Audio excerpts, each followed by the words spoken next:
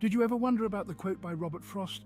Somewhere ages and ages hence, two roads diverged in a wood, and I took the one less travelled by, and that has made all the difference. Life presents us with countless choices, and each decision is like a fork in the road. The path less travelled is also the path we call the path of high resistance. The other path is the path of least resistance.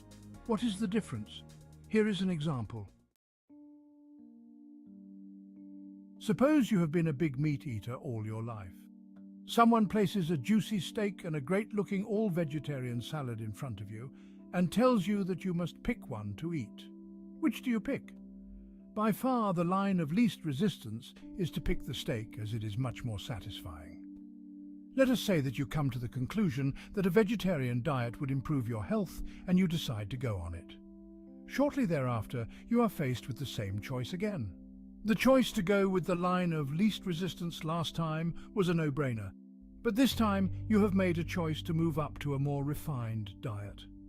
Even so, the pull of the smell of the great steak is strong, and to choose the salad you must travel the path of high resistance.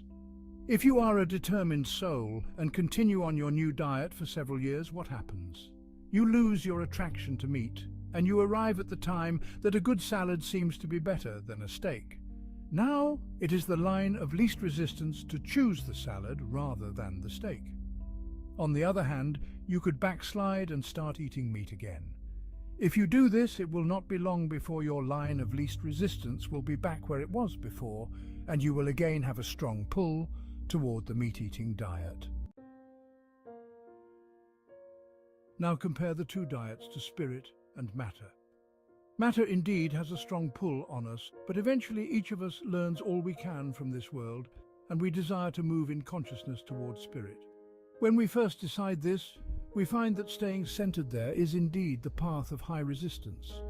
If we stay focused, the time will eventually come that spirit will be more attractive to us than matter. But if we lose our focus, we can backslide and again be captured by the pull of matter. The spiral always moves upward, and it takes more effort to take the step upward than downward. To move on the upward way takes more will than to relax and fall backward.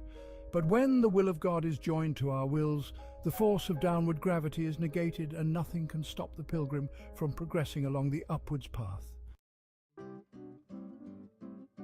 If you are polarized in matter, then the line of least resistance is to follow the pull of the material world. But if you are polarized in the spirit, the path of least resistance is to follow spirit. If you are polarized in matter but wishes to rise up in consciousness, to spirit, the path of high resistance is the path you must take. This doesn't mean that the line of least resistance should always be avoided. The principle of judgment must always come into play. Sometimes the easy choice is the correct one, and other times the difficult one is. The man of courage will not shy away from the path of high resistance when necessary.